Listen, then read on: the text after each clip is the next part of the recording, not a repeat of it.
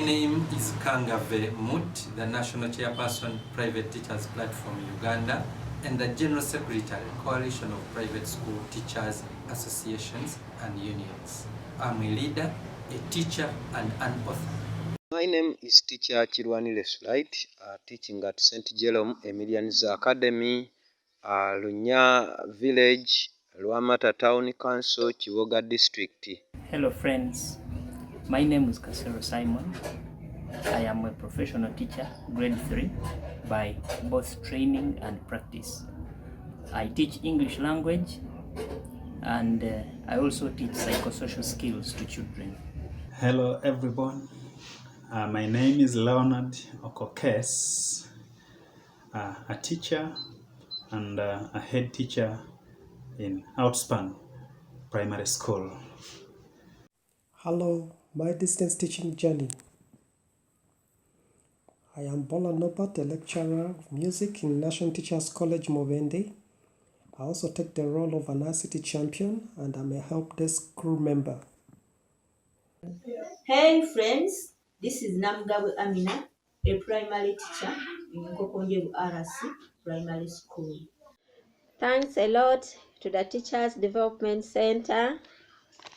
I'm teacher Abel Betty, age 47, qualified as a grade 3 teacher in 1997. My name is Manuel Leidai, a teacher at Minaka Kindergarten and Primary School. And I feel I have to say something small about myself.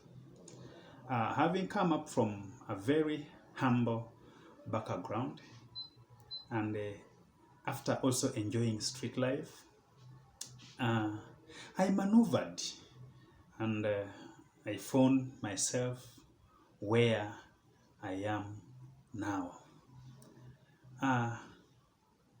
There are a few things I have done that I think are outstanding. One, I have organized my staff as a head teacher. I have introduced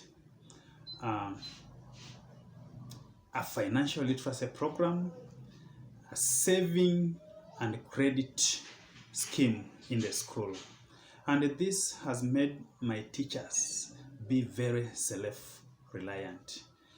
Number two, given my background, I have taught my children and I have inspired them, more especially children from the streets and some children from the impoverished communities of Bwaise, the rest of the suburbs in Kampala, but also children from different parts of Uganda.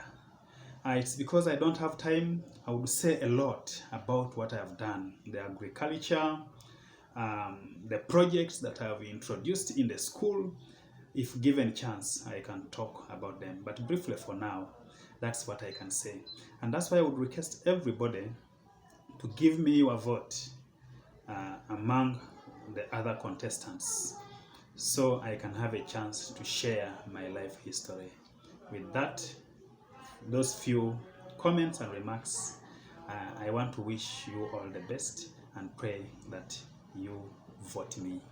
As an author, I've written a number of books that have impacted the lives of learners in this country. Books like Precise Religious Education, Precise Social Studies Book 7, Book 6, Book 5, and Book 4. And these have helped learners to learn, get knowledge, skills, and the values. As a leader, during COVID-19, I was able to solicit funds that helped provide relief food items to the teachers who were suffering during that period. And a number of teachers in this country got those relief items through those solicited funds. During the post-COVID era, I've been able to give these capacity building workshops to teachers in different districts like Mbarara, Masaka, Tungamo, Kalungu, Aleptong, Buvuma, Kampala, and very many others, including Mbale. So I've at least helped teachers to get those basics, especially in item writing and other areas. As a leader, I've advocated for teachers' rights on different platforms, especially TV stations and radio stations like UBC TV, NTV, NBS, KTV, Top TV, Dream TV, and very many others. Finally, for one to impact on the lives of the learners, must impact on the lives of the teachers. We have been able to provide online teaching through SEMAS, CPRO e-learning management system, that helps learners to get knowledge whether the teachers are in class or not, even when they are at home. Thank you very much. Thanks a lot to the Teachers Development Center. I'm teacher Abel Betty, age 47, qualified as a grade 3 teacher in 1997 and started teaching in 1998 in Kigumba Center Nursery and Primary School. Since then till now, and this is because of my hard work, loyalty, commitment, and the experience I boast of. I've been heading English department. I teach English. I started teaching English in lower classes. Now I'm in middle classes, that is P4 class. And my children perform very well. They perform very well. This is because of my being self-driven. And the children love me so much. I give them time to practice. I do a lot of research. Thank you, TV Africa. Thank you so much. As a teacher, one of the things that would at least motivate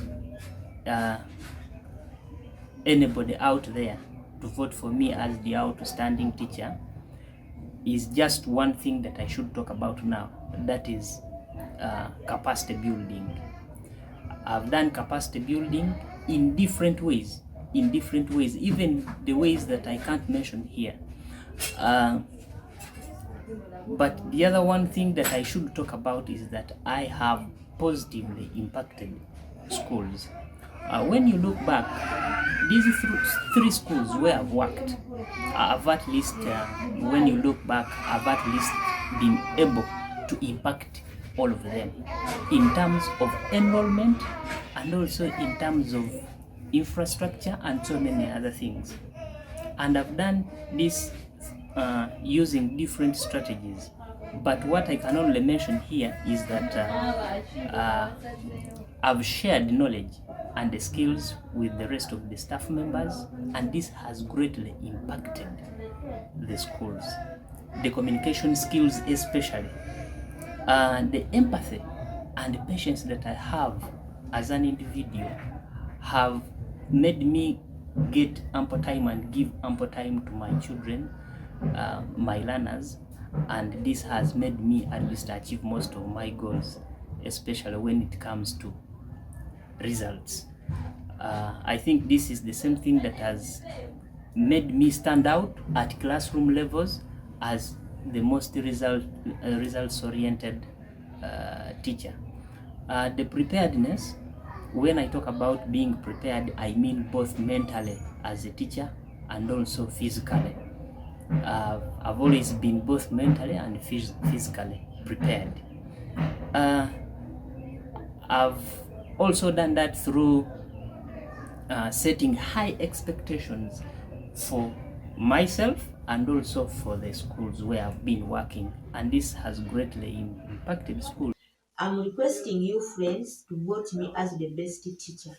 Not only that I'm just the best, but I'm an innovative teacher.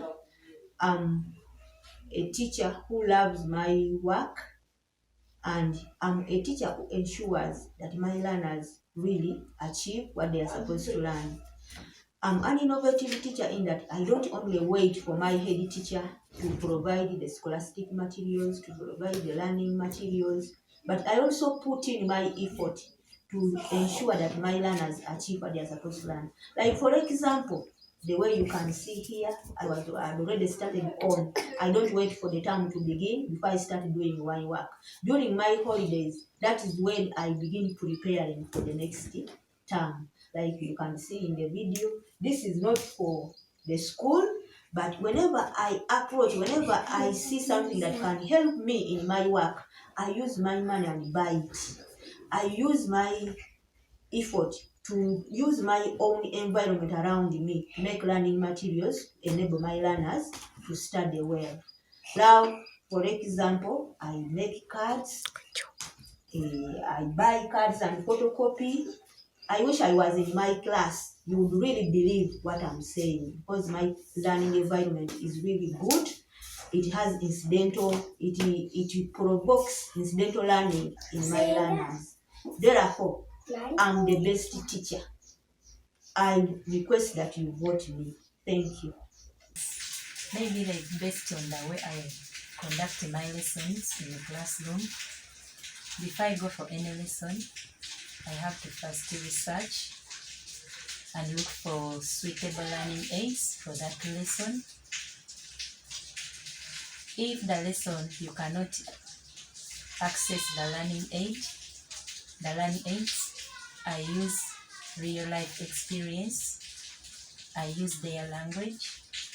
I bring motivative words which can make them really understand what I mean. I always involve them in the lesson. More so, I make my lessons practical. If it goes for, like when we are teaching about personal hygiene or food, how to prepare those dishes, bring them in class, and we sort out the good values. You have to show the child, what are you meaning? It's a balanced diet. What do you really mean? You bring that dish with all food values on one dish. Then you explain when they are also what? Seeing. From there, the child cannot fail to understand what you mean. So it is just making teaching real, motivate learners, make them feel the lesson, make them understand, and make sure that they use what you have taught in their day-to-day life experience. Because all what we teach, it is to help them to fit in the what? In the world. So whatever we teach, have to make it practical so that we can make our learning meaningful. I call upon other teachers out there to vote me as the outstanding teacher year 2022. Thank you. The continuity of learning tools I've used are WhatsApp, Google Classroom, Padlet, podcasts, PowerPoint, screencasting, and attractive videos like Powtoon, Bytable, and Animaker. My top two tools have been the Google Classroom and the Padlet. For the Google Classroom, it's because I could send variety assignments, announcements, and self-study content in form of illustrations, images, video clips, and symbols for my learners to learn something. And for the Padlet, it has been because it was a one-stop portal accessible to my students, and it was easy to update with new content. I've had some motivation and encouragement to contribute to distance learning, and this has been attributed to the new ICT tools I have learned, and the need for practice has kept me moving.